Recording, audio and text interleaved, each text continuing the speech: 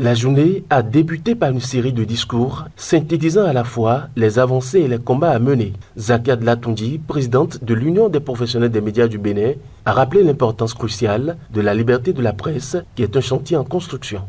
Aujourd'hui, alors que nous nous réunissons pour célébrer cette liberté, nous devons rappeler que cette liberté n'a jamais été acquise définitivement. Elle est un combat quotidien, un chantier en perpétuelle construction.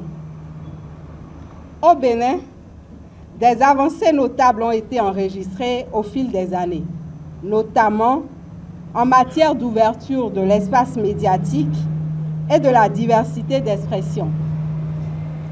Notre pays reste, malgré les défis, un espace où les médias continuent de jouer leur rôle d'information, d'éducation et d'alerte.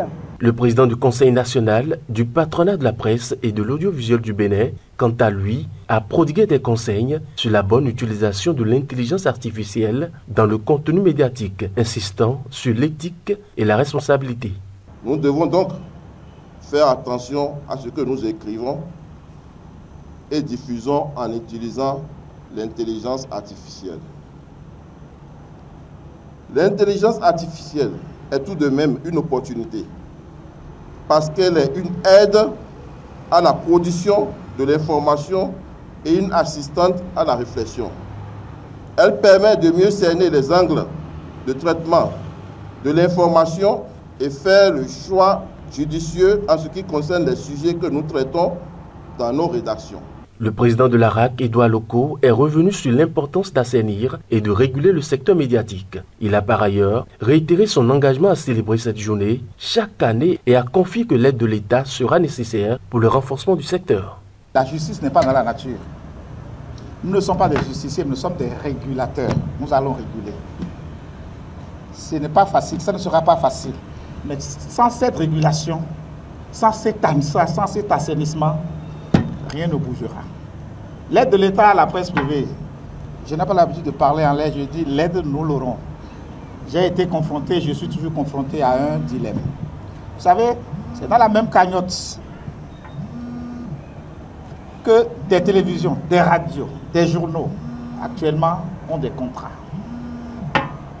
L'aide sera débloquée, ne vous en faites pas, mais on m'a demandé si je veux qu'on bloque d'abord les contrats des journaux. Ah oui, c'est ça, vous savez, responsable. Hein? Et pour satisfaire l'aide, d'abord l'aide de l'État, vous imaginez ma réponse. J'ai dit, je veux les deux. Bon, nous aurons les deux, mais pour le moment, il y a un qui viendra avant l'autre.